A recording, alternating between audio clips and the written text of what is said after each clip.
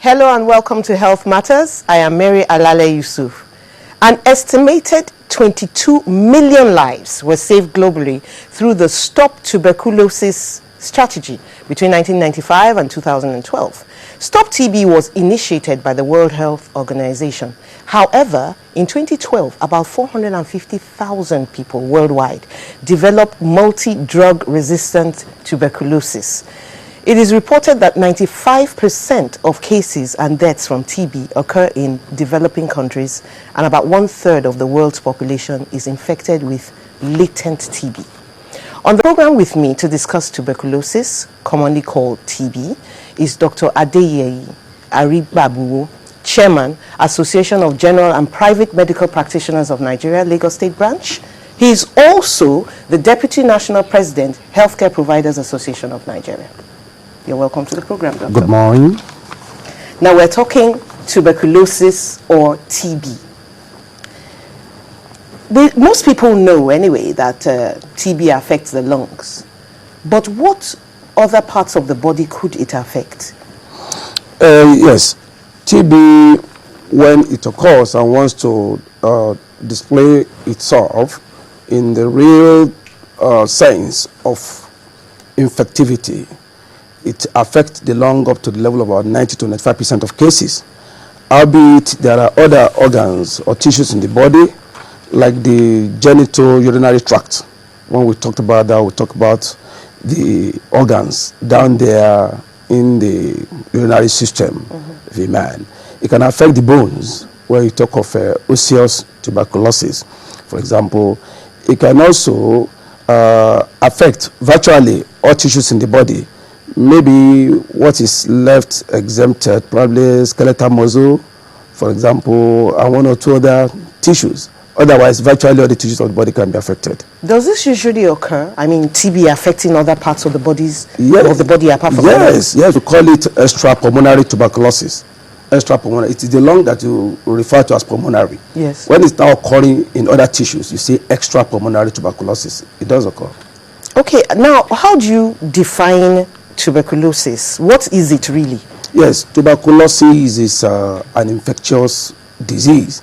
Infectious because it can be passed from one person to the other, and is caused by a type of a bacterium that is called Mycobacterium tuberculosis. And this is the most common. It doesn't mean that there are no other strain in that particular class of Mycobacterium that can also cause it, like the bovine type, which we used to see in milk of cow those days. Okay, just hang on a second. Stop that, yeah. Cows also get tuberculosis? Yes, of course. The cow milk, for example. Does the cow transfer it to the human being? Does that happen? Well, when you take milk that is infected by the bacterium, prior to the time of pasteurization of milk, okay, those days, yes, it was one route of getting it. But there are lots of people who still take, can I call it raw milk from cows? Isn't that right? It's advised that we take pasteurized milk.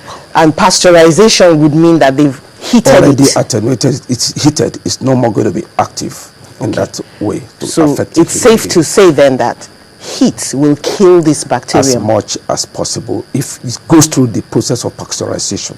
It's a process of its own.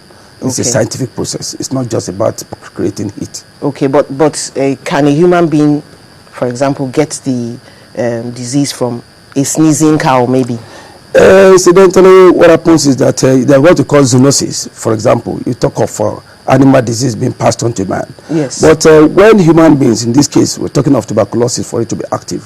When human beings, when you sneeze, you cough, you sing, or you even speak, you dish out a lot of droplets.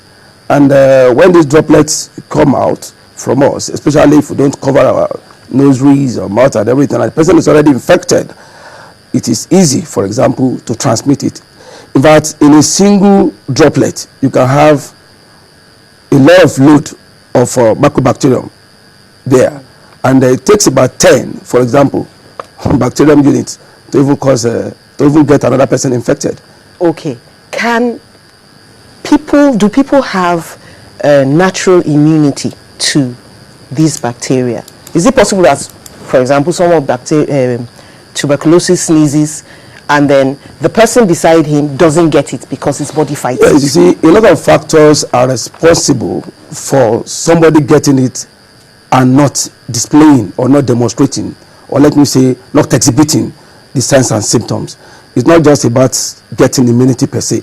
For example, when we say about 1/3 of the world population is already infected with this organism, we're talking about 2.5 billion people. Yes, even without the numbers, 1/3 is frightening enough. Yes, and you know, what we're saying is that certain percentage of them again will, you know, exhibit the signs and symptoms in their lifetime, for example.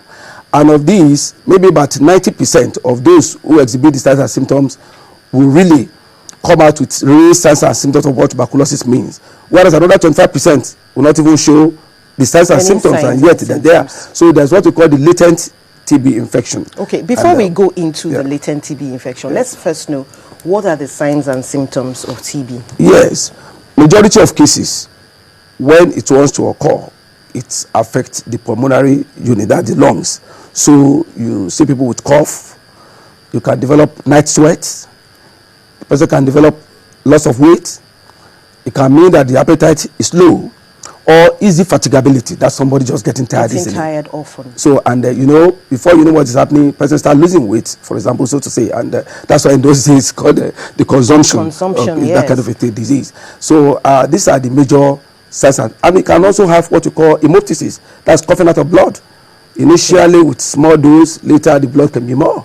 And the fact that somebody is not really coughing out blood does not also mean you may not have tuberculosis. So most of the time, look at the simple chest X-ray, for example, maybe a cardinal way to go about your diagnosis. Okay. Or more importantly, a skin test, which you command to test, for example. Maybe all it takes for you to be able to get this. But then at the same time, don't forget, nothing is absolute. At times, even the skin test may not be totally specific because of some false positive or false negative. For example, you know, people with disease we call sarcoidosis, you know, people that already probably one reason or the other, they have already taken some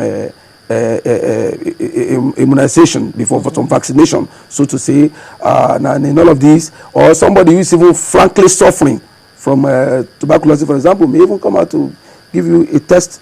The test is negative, and you can be deceived, and that is why you see that people have taken BCG before, for example.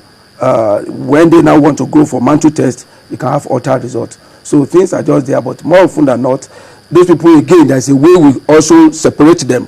You know, we have what you call, you know, these gamma assay, which we use to also get them clearly defined. So look, whether with or without your vaccination before, whatever, we're going to pay you out, that kind of a thing.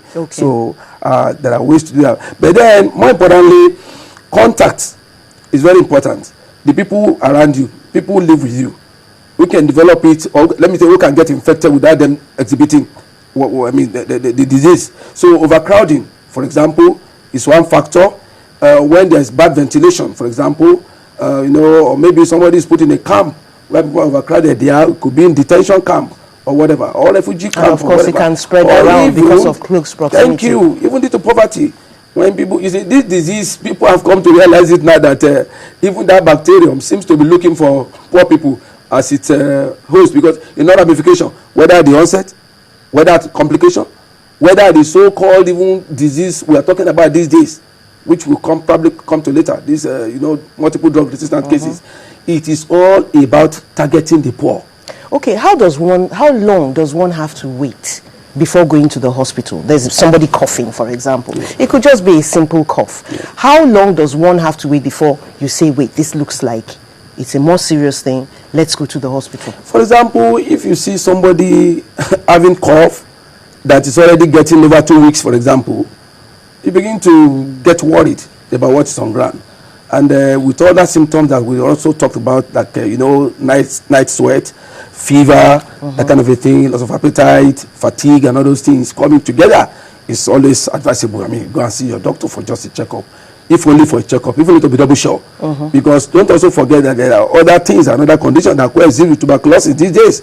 And, you know, the situation of HIV and AIDS that you see on ground which is another issue altogether. These are things you need to, then you watch out for children too. You see some of these signs and symptoms in them, for example, they may not be able to tell you. As a parent, parenting is an assignment. You also have to look out for some of these things and then see if your family doctor will be the first place of call. But you see, that's the odd thing. As long as I can remember, people have been receiving the BCG vaccine.